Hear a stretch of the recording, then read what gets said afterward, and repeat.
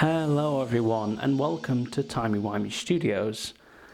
That's the first time I've said that and that is really weird. So this video is my Tardis Console Room tour. I've been wanting to do this video for a long time and I've been finally able to do it. So we're going to go over the room itself because it has changed a lot since it was last on this channel, which was 7 years ago now, which is crazy. Well, about 6.5 or so, 6.25, you know. And so it's changed an awful lot, the room and the actual console itself.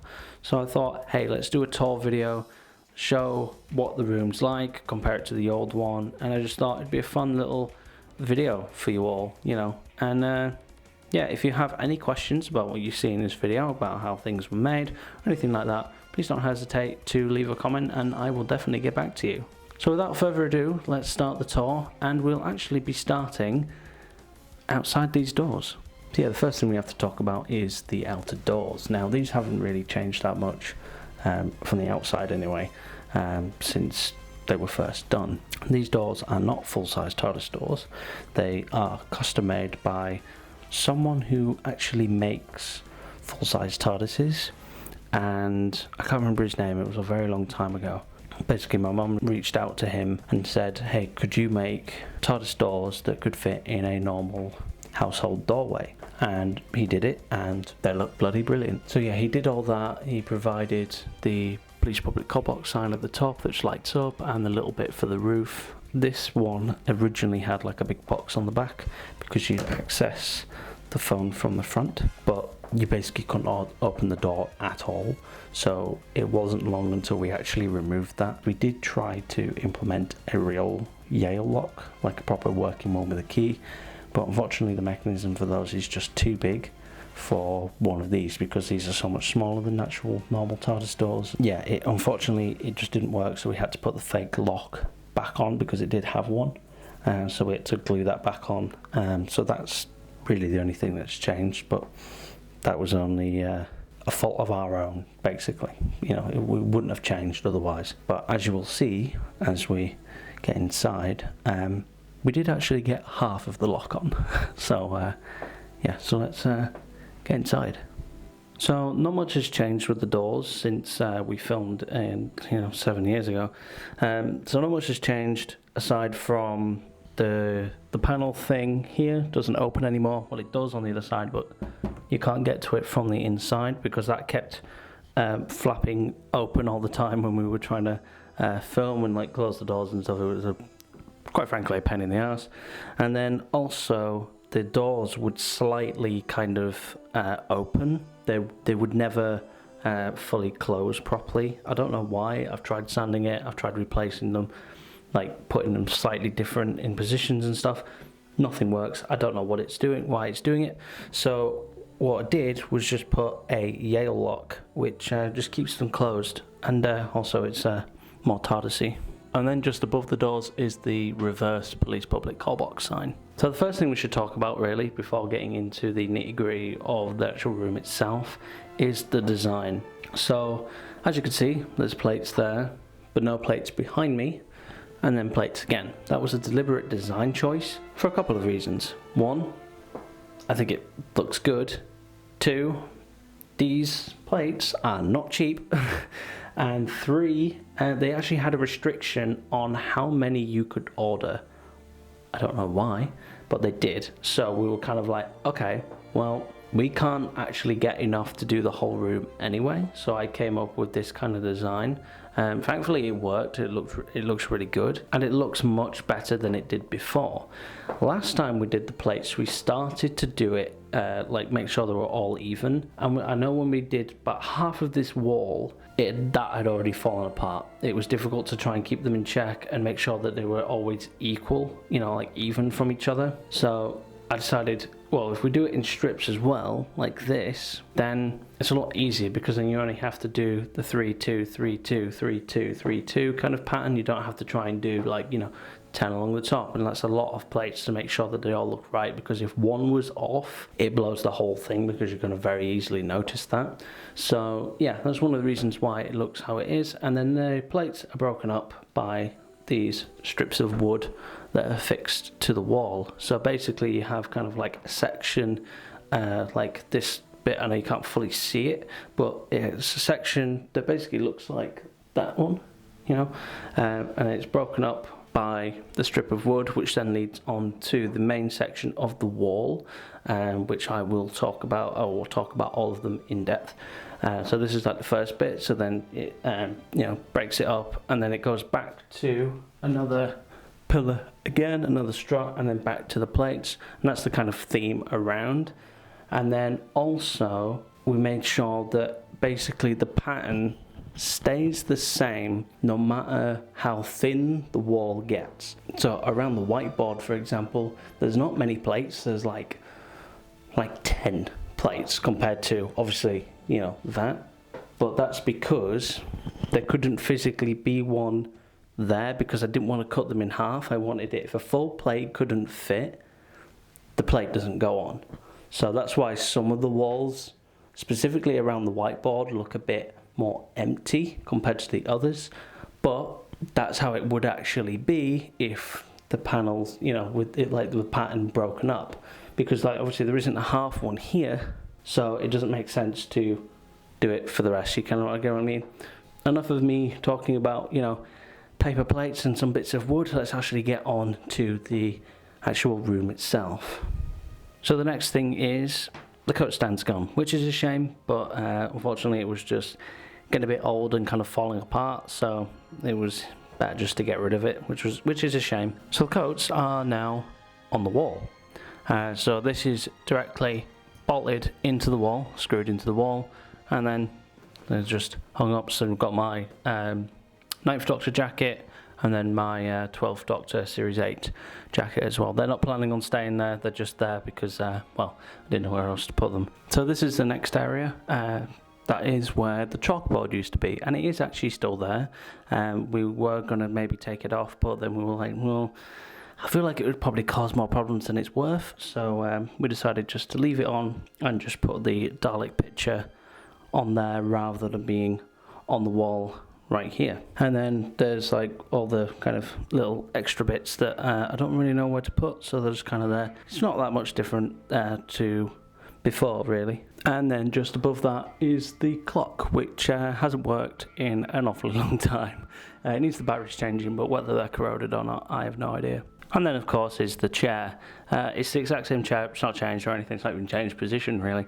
It's very heavy, so I am debating getting rid of it, but I don't know what other chair to really get, because I don't really want a wheelie chair or anything, so I'll probably just keep it. So the next bit is the whiteboard, and this is where the monitor used to be, and that has now moved in front of the window. And I wasn't quite sure what to originally put here, because the whiteboard was actually on the wall where the coats are. So I thought, well, no, it probably makes sense being more over here, and then the coats can go there. It kind of gives, because like I said, I wanted a wall to have a purpose to it. You know, I didn't want just one wall having nothing on it, plus it would look very bland if I didn't have anything on it on a certain wall because of the way that I did the plates. Okay, so the next bit is this. It hasn't changed at all, and I mean at all. It's exactly the same. And if you're wondering what's actually behind this thing, it's covering a door, which is just like a little wardrobe closet-y thing. Just some bits in there for filming. So yeah, not really anything interesting. It's just a sheet in front of a door. Okay, so now we're getting into the juicy stuff. This is the biggest change to the room other than the overall plate change. So this used to be the window. There is still a window there. There's just two big square sheets of plywood put in front of it, because I always thought it was the window that kind of threw the room off, because it's not very TARDIS-y. And obviously you're very limited with a room like this on how TARDIS-y you can make it, so I thought worthwhile doing. So yeah, this literally just sits in front of the window. It has a couple of pieces bracketed into the wall at the top, and at the bottom and in the middle actually goes into the door frame with just a tiny little screw. And then there's panels on the side which are removable, which we don't completely leave on because we want to make sure that air can still flow and we don't end up getting a build up of moisture back there, or, you know, mold or damp or anything. So that just helps the flow through it. You know, I don't know if that's necessary or not, but it doesn't really hurt to do it, because all it is just a few screws. You take the panel off, and when you want to film in here, you just put it back on. It takes like 30 seconds. So yeah, this is now the monitor for all the green screeny goodness. A little SCART thing here, if you're old enough like me to remember what SCART lead is, that is a flashback for all the old ones out there. Little SCART extender thing, cable coming out, and then underneath we have the removable panel, which you can take off, and it also has loads of wires back there, which is a nice little function I wanted, just so you know, I could do like some, you know, kind of role play thing with the TARDIS for filming if I ever needed to have the Doctor kind of, or anyone to be fair, just kind of doing something in the TARDIS, repairing it in some way. So plus there was all the space there, I thought why not. So the next bit is the shelf with all the books on, which is just in front of the monitor wall. This was here last time. It's not really changed that much. I got more books to put on it because I wanted all the shelves to be filled out. So we have Charles Dickens, Agatha Christie, I believe Jane Austen is on here somewhere. Yeah, there she is. Oscar Wilde. You know, quite a lot of different famous authors. You know, it's kind of like books the Doctor would have if he had like a library thing. So yeah. And then the chest is just full of sonic screwdrivers of my own personal collection. It's not necessarily for filming, but it kind of just looks quite nice there, you know. And it makes you wonder, oh, what's in there? It's actually full of Sonics. So, yeah. So the next thing is the display shelves. So first of all, we have the Jadoon gun with its holster at the top. TARDIS in siege mode, which, yes, I know doesn't make any sense. It's not planning on staying there.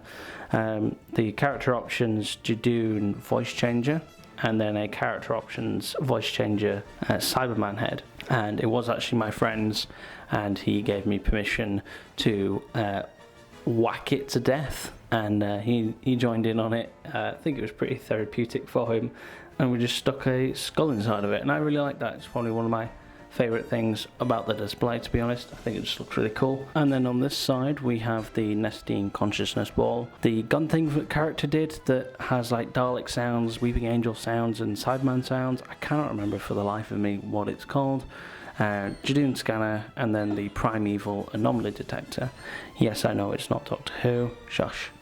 500-year diary, 3D glasses, some CD cases, the Master's fob watch, the thing that the Star Poet gave to Sarah, which again I cannot remember what it's called, Cybermat, and then a Time Lord psychic container. I do have the other variant of it. If you didn't know, there's two variants of this thing that character did. They did one with the Corsairs tattoo symbol on it, and then they also did one that was just a generic like Gallifrey symbol. I do have that one downstairs. I've just been meaning to bring it up. And then we also have a Cybus logo, Journal of Impossible Things, Doctor's fob watch, Vortex manipulator, and then also just a brown box because why not? And then on the very bottom shelf is this gun that my brother painted up for me. It won't be staying there because obviously that doesn't make any sense for the Doctor. Yeah, that's just in here because then I know where it is. It's safe, it doesn't get damaged or anything like that. If you're wondering, it is just a Nerf gun. It's from like the Alien ones they did. I believe it's the, what's it called? The Incisor. And it was hand painted, so it was a Nerf gun. It did work before, and now it doesn't because of the paint, but it doesn't particularly matter. I'm not that bothered about it. So yeah, I just think it looks pretty cool, and yeah, it'll get used for a prop at some point. So the last thing of the room itself is the phone. I believe it was here last time, but it has been moved to be more in line with the plates. Not really much to talk about the phone, is there, really? It's a phone. Okay, so let's get into the actual meat and potatoes of this video, which I think a lot of you have probably been waiting for. The actual console itself. Now, the console has changed quite dramatically since it was last seen on camera. Mainly the panels. The rest of it is kind of the same, like the structure and stuff. I've recently rewired all of the lighting, which makes it much easier for transport when we take it to an event and stuff. Let's get into the actual panels, talk about them, what's different. I mean, it'll be pretty obvious what's different, but yeah, let's dive into the panels and to the actual console itself. So yeah, the first panel we're going to talk about is the flight panel. Now, every panel has like these details on them, which is made of polyprop, and they were actually designed and cut by my brother. And yeah, I think they look extremely good. They add like a very nice aesthetic to the panels and like a concrete design to them. So the flight panel has like, you know, your basic TARDIS flight stuff. So you've got your main throttle, which is like Matt and Capaldi's TARDIS, where you can operate it together or independently. You've got your handbrake, which you can twist. It can twist all the way around if you really wanted to, but yeah, so you can twist that into position, you know, do all of that. You've got your emergency stop down here at the bottom. You've got your fast return switch. You have some of these very nice flicky switches, which I would like to make light up at some point, but I don't think it's going to be as easy as I hoped it would. So yeah, I really like these switches. I think they just sound really nice. They're very satisfying to click. And you've got these little ones underneath as well. Got these little sliders in the middle, and then these little square buttons off to here. And then also you have these tape recorder buttons at the top here, along with a little red switch, as well as a decibel reader.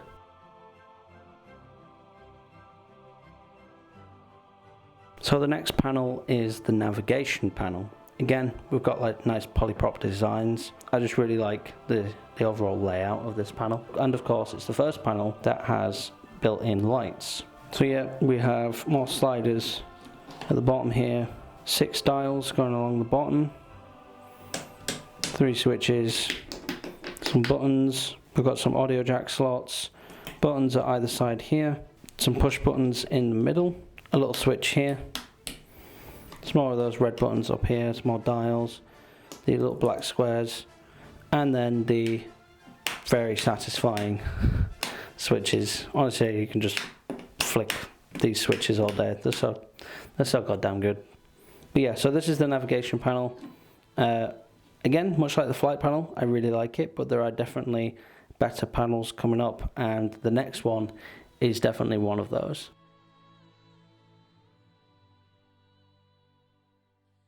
Okay, so the third panel is the diagnostic panel. Again, you know, polyprop. We've got some around the hand wheel here, we've got some around there, some up here. You know, not as much on this panel, but this is definitely one of my favorite panels. So with the hand wheel down here, with these buttons up here which come spiraling out from the hand wheel. We've got these little switches down here, the nice, very nice switches up here. Some more switches. Audio jack slots, again, much like the other panel. Little switch here, some more jack slots, and then the best bit about this panel, a tablet, which is actually built into the panel. So this is a custom screensaver I made. It does actually serve a purpose. It's a completely usable tablet. It does serve a purpose because when we take it to events, which we have done a couple of times, it has Doctor Who music on it, and it can play Doctor Who music.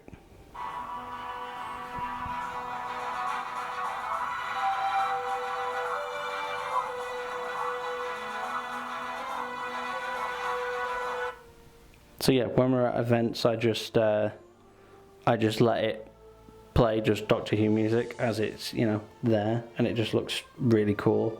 You know, it does normally get hooked up to a speaker, so it's normally a lot louder than that because that is quite quiet. And yeah, I just really like this panel, and I like that the screensaver comes on really fast as well. Yeah, it's just it's one of my favorite panels, and I'm so glad we were able to make this idea work. Originally we wanted the tablet to actually be removable, so like it kind of sat in, but then you could pick it up and kind of walk around the TARDIS with it like you were doing like checks on things, but that was a bit difficult to implement with the space we had with this, because this isn't a full-size console. As big as this thing is, full-size consoles are a hell of a lot bigger, so we're very limited with the space and, you know, funds as well and time and stuff. So we were like, no, this is probably the best thing we can do, and I'm extremely happy with it. I don't think it needed to be how it was going to be.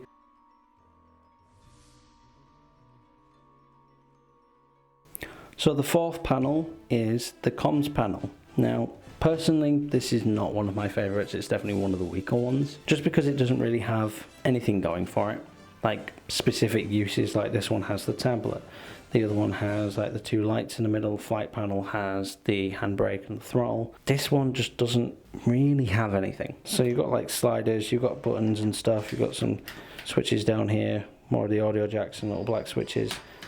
They're very nice switches, and then just more like these push buttons, and that's about it. Again, I really like the polyprop. I like the polyprop on every single panel, but there's just not really a lot going for it. And again, at the top, because it's the comms panel, is also another decibel reader.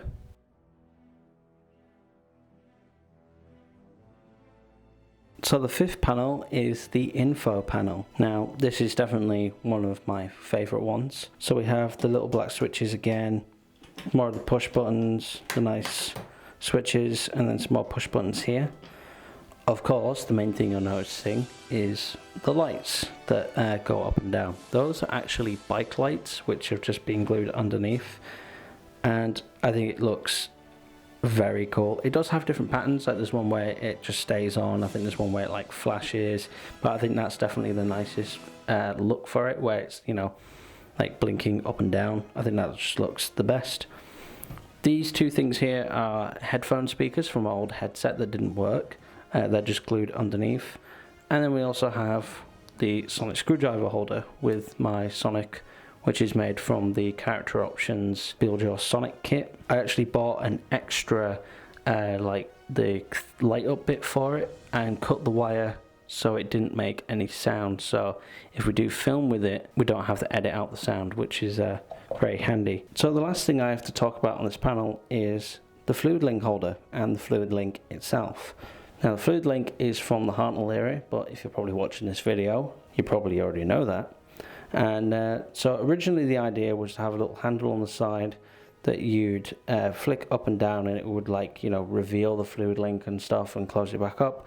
Unfortunately, that proved to be a bit harder to pull off than we originally thought, so it's kind of just staying as it is for now, which, to be fair, I'm fine with. It's just a tube with bits of foam on the inside which hold the fluid link, and then you just grab it out. And all it is just a piece of wood with some toothpaste caps on the ends, 12 washers in sets of 3, and then also some bits of plastic we had lying around from some old buttons and switches and stuff, so that just gave the spacing needed. And yeah, I'm pretty happy with how it turned out. I think it looks really good. And then basically all you do is you just push it back into the foam inserts, and there you go.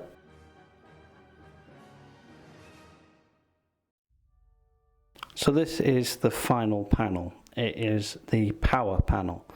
Now the main thing has the arc reactor in the middle again, just like the old one did. It is a different arc reactor. That one unfortunately fell apart.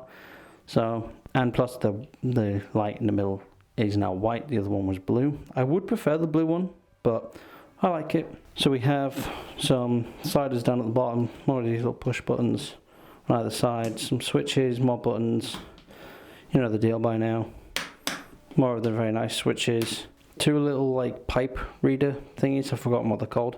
But yeah, there's two of those embedded in. And then there's these, which are actual translated Gallifreyan. I believe it says master panel.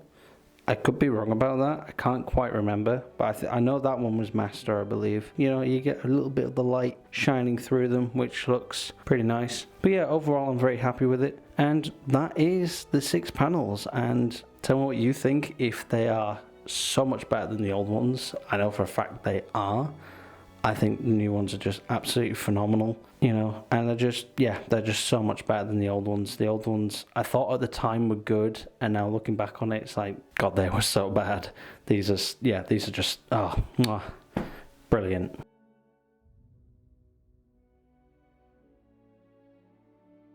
So the last thing I want to talk about with the panels is how do they come off? because they do come off, and they come off very easy compared to the old ones. Now, the old ones had a little hinge at the top which allowed them to completely like lift up, so you could probably get underneath them. But to transport this, because this isn't built into like 6 sections as you would normally build it, it's one big hexagonal piece. So you had to take the panels completely off, and when they're on a little hinge, it means taking off the hinge as well. So it was doable, but it was a little annoying because they were also really small screws, so they were quite annoying to get on and off constantly when you're taking it somewhere or something. So we decided to ditch the hinge completely, and now these little bolts aren't just detail, that is how the panels just sit on. So give me a second and I will show you what that looks like. Okay, so apologies if the audio is not as good here, but simply just lift it up and they just pop off like that. And that is all it is. It's just a couple of brackets there that the bolts themselves just sit into. It's as simple as that. And then as soon as you want to put it back down, you just put it over and they go in.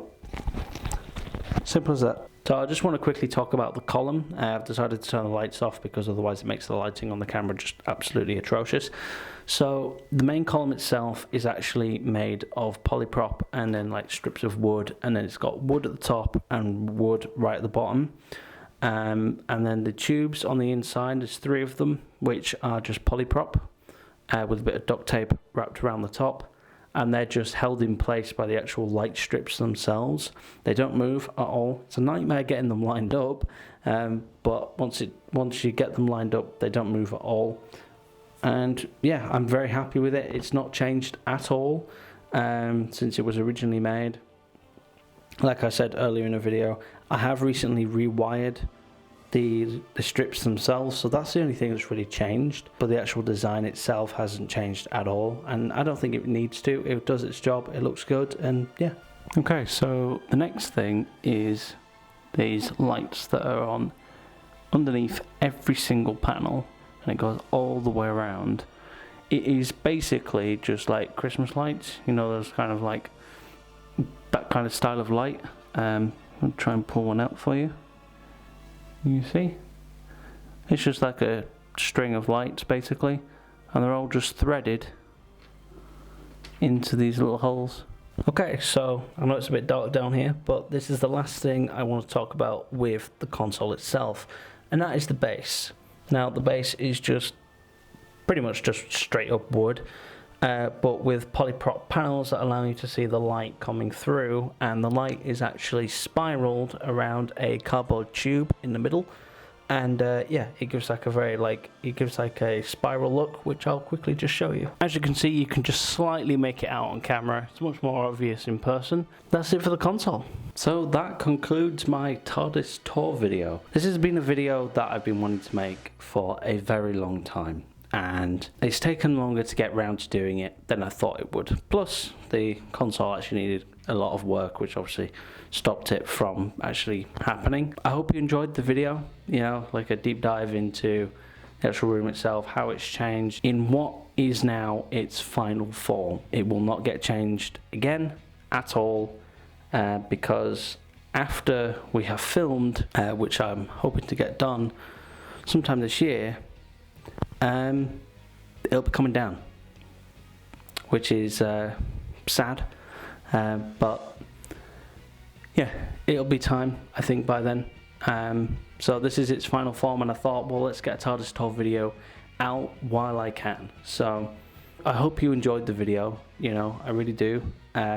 If you have any questions about the build, about how we did certain things or anything like that, just leave a comment and I will do my best to reply in the most detail that I can. So yeah, I really hope you enjoyed the video, and yeah, leave a like, leave a comment and subscribe so you don't miss well, pretty much anything I do in the future, because now with this video out, yeah, I can actually hopefully start getting back into more videos, because this is the video I've been wanting to do as like my return video, and as it kept getting pushed back and back and back, it just pushed my return back and back and back. So thank you all so much for watching, and until we meet again, goodbye.